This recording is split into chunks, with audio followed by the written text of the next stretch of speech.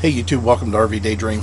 Let's talk about something that we have been talking about, I don't know, for years now it seems like, since the very first one that we have, and this is the latest and greatest, and that is what they're referring to now as solar generators. I don't really believe in that term, that it actually generates anything, but I guess technically it does. So let's go through the intro and then jump into the review. Have you been up to? I've been riding on a daydream. I've done numerous portable power stations, and I've done reviews on quite a few of them. The only ones that I haven't done reviews on are ones that are a little bit on the weak side, a little bit smaller, and ones that don't have any kind of a solar input. The other thing is they're becoming so much more sophisticated than some of the first ones that we did reviews on. It's amazing how much better they've got just over the last 3 years. So let's open this one up and show you the new Bogar V solar generator. Let's go ahead and do a quick unboxing here. Some people like to see this. Keep power station out of direct sunlight. Always a good idea with electrical. There's a user manual. This has up to 200 watt input for fast charging. 200 watt. Now that one solar panel I have that back there is only 100 watt. But the reason it can do that is it has a built-in MPPT charger that's inside the unit that allows for that wattage to go in at that faster rate, and it's controlled by the MPPT charger. You know, lithium-ion batteries, they like to be charged really fast, but then they like to be brought down and maintained a certain way. So that's already built in there. The other thing, up to 3,000 recharges on the battery that's in here. You have 15 watt wireless charging. I'm going to show you that. That's really cool. Of course, it's quiet. It does have some cooling fans that are built into it, but it's really quiet. It's only 48 decibels.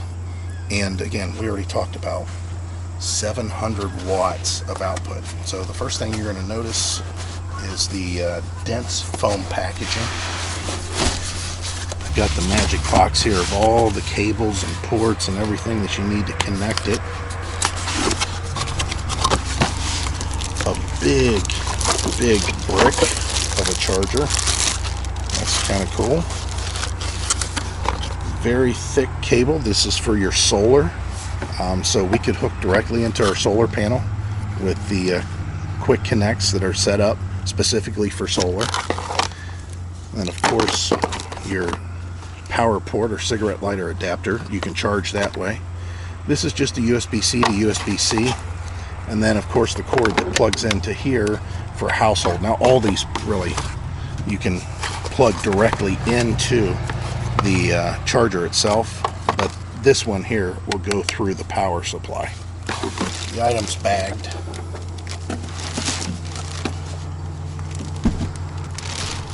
And it's got a little bit of weight to it. Alright, so some of you are going to want to know right off the bat. About 22 pounds. 12.5 by 8.5 by just over 8.5 as far as the dimensions. Some of the charging on this, like the AC output, you can get a spike, because a lot of people want to know that. You can spike this thing up to 1200 watts just for a brief time. Like if a compressor kicks on or something, it'll run that just for a brief second, and then it's going to go down to that 700 watt consistent or constant. As far as the outside temperature, we're not going to be in Yuma using this outside. The 113 degrees is about max for this. And again, keep it out of the sun. I don't think it's a good idea to do any more than that. Now you can see all the power ports here and what's available. And I really like, well, that's kind of nice. Flashing light. You can see we're only at 40% there. The form function's kind of nice. Smooth to the touch. Again, 22 pounds. You can see it's got mentioned sine wave for these. This is just it's not grounded because that's not the way this operates. It's got a lock point for the power plug to turn in there and lock. It's kind of a marine thing. And there's something that I like, and that is just throwing the phone up on top and it's charging. You don't have to carry around some kind of a power cord, even though they give you one. Even they give you a USB-C to USB-C. This has a 15-watt charger right on top, and you just set whatever it is on there.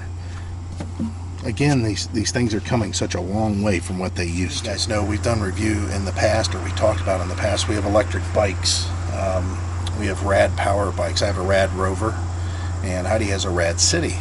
And one of the things that we could do, if we really wanted to, is put this on the back rack of the bike, and as we commute and wear out the battery, when we get to our final destination, wherever we may stop, if our battery's really low, and we did run into this situation, we ran out of power on the way back because we didn't have our chargers with us, and we didn't have a place to plug in anyways.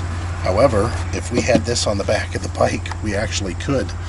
So as long as whatever you're trying to run off of this is less than 700 watts, 100 to 120 volts, basically at 120 volts at 700 watts, you're only talking about 5.8 amps.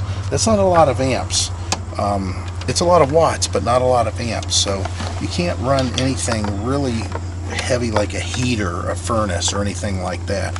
So we'll go ahead and plug that in, and just to show you what it looks like, we'll charge my phone at the same time. We'll turn that on, and let's go ahead and plug that in, and you can see the charger's coming on and it's started charging. As long as what you're trying to power and charge isn't above the input, you can actually put like a 200 watt solar panel and connect to this.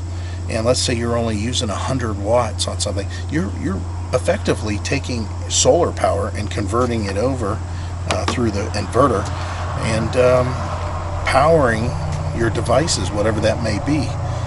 And you're also charging the battery too. If you find yourself using a lot of battery packs to power your cell phones or recharge your cell phones, or if you have a CPAP machine and you're trying to just get through the night, this is the way to go. The form function's getting better, the products are getting better, and I'm glad that it's evolving and it's moving in this direction, because there's a lot of times that we run into where we need battery power and we're hooking up the old-fashioned way to a power port, in the truck. My truck, even though it has a lot of power ports inside of it and an inverter, the truck's got to be on or running for those things to work. That's just the way they are set up inside there. I don't have a port that's hot all the time. So this fills that void.